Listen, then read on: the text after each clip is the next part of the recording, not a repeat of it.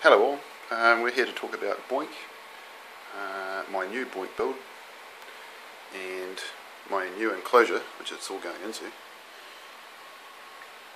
And I would have had someone here helping me, my sexy assistant, but she's not around, so I've got to do all the camera work myself, which means I've only got one hand free, but I've worked out that I can't fit what I need to fit into one YouTube video, so I've got to make two. But what I can do in this one is show you what's going on.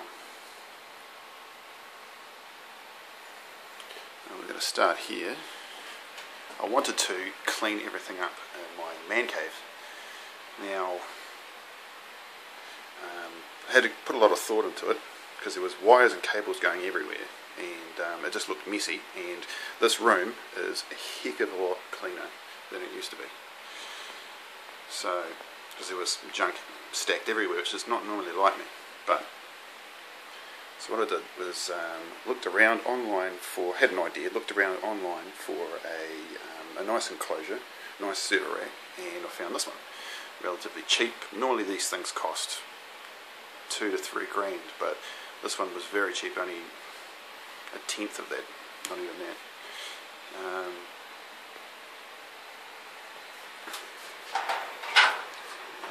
It's a nice build, it's all functional. That's the front of it. Looks smart and black. Now, these are the two KVM switches just in case I need to actually access like the BIOS and all that sort of jazz. A brand new switch. One of my old switches went on the fritz and I had to smash it with a big hammer and throw it in the bin. This one seems to be running well now. We'll find out in about a year or two's time. I also use this as the backbone for the entire house, and to a big part the neighbours use it to watch movies and to leech a bit of my internet, which is cool. That's what it's all there for. This here is the old computer chassis. Now, as you can see, they're not exactly very stylish. The idea was to neat everything up, so these are getting biffed out, and all the internals are all going into one of these babies. Now, there's a smart little design. I found these on a website, and our local computer store was able to get them for us because they had an account there. As you can see, quite a smart. I won't be using anything in the front. All this will stay stock standard bare. There'll be no need for DVD drives, and all the other drives will be in the back. So it stays pretty much stock standard. Nothing gets changed. And there's a lock in the middle. Keep fingers away from everything. And there's little magnets. You can see a little magnet there and on the other side. So when you get to a certain point, it pulls it close. Hence that invariably will never have to be locked. Thank God. And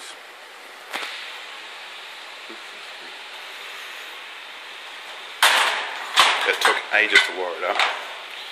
There is actually, it doesn't look like it, but there is a lot of wiring into the unit. And it took quite a considerable amount of struggling to get this into the room. I had to strip all the sides off, all the doors off, and there was literally,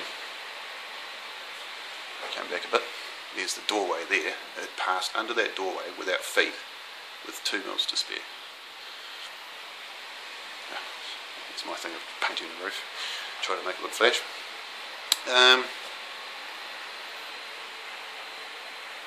Here's my little bit of budget. Instead of running 10 metres worth of cable to run a printer or two, I ran it straight across the floor with a bit of ducting tape. It's not ducting tape, it's masking tape. That's my little bit of budget in the build. Come around here now. Someone asked me about the power supply and what I've got protecting it and all the rest of it. Now, that's a reasonable question because, I mean, there's a lot of money's worth of gear sitting in this the server rack, or will be, and protecting all that is quite important. That little block that was sitting, that you can see in the pictures on the website, on the OCN website, is actually a little power supply meter.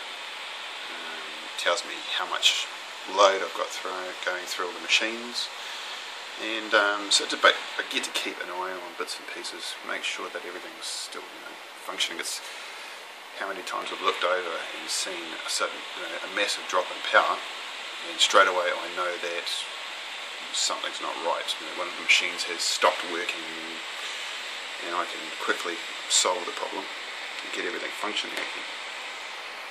Get the shakes now. I'm holding this damn camera. As I say, I wanted everything to look smart, so I went out of my way to encase all the cabling. And of course this is easily moved out to the garage or to a different room if necessary. That's the idea of it all.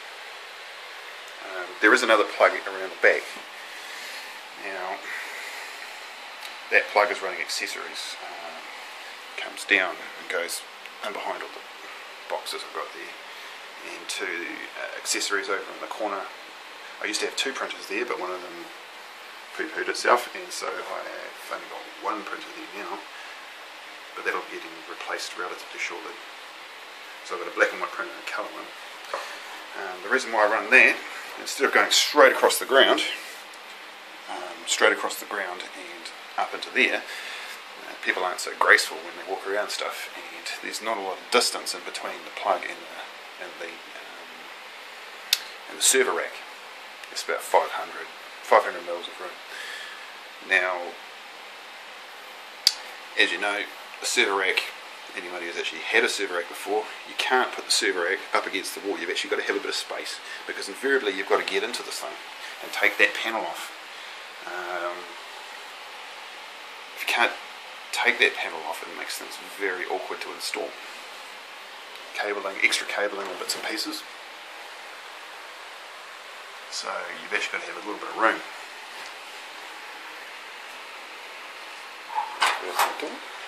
This is the business end. It may look a little bit cluttered at the moment, but I'm going to clean everything up once I get everything in there.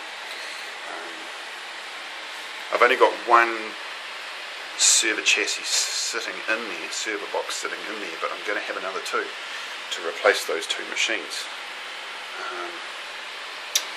This is the power board, power distribution board with a 10 amp breaker. So it limits it to 2400 watts. And as you can see, I've filled up half of it already. Now, I've gone for putting the machines at the bottom of the rack. There's a reason for this. As you can see, I've got a U1 server which is so loud that I don't use anymore, so it becomes a shelf to put my other computers on for the time being. And some protection, because it's so long, it's about 1 metre long, some protection from the floor and dust and bits and pieces like that. I have all the units down the bottom primarily because there's a lot of heat comes from these units. Now, it's the dead of winter in New Zealand, so at the bottom it's about 14 degrees. And at the top of the unit, which is what that little cable up there is, my thermo, and it tells me at the top it's about 26 degrees. That's a massive difference. Now in summertime, when summertime comes around, because I don't have aircon, that's another 2,000 watts worth of power that's just getting burnt up. It's going to get to about 40 plus degrees C in this room. So this room is at the opposite end of the house, so luckily it doesn't cause too much of an issue. And all that air is just blown out outside and off into the air, off into the outside air. So vented to the outside air. So everything during summertime will be run stock standard to try and alleviate some of that heat. And this particular video is coming to an end now.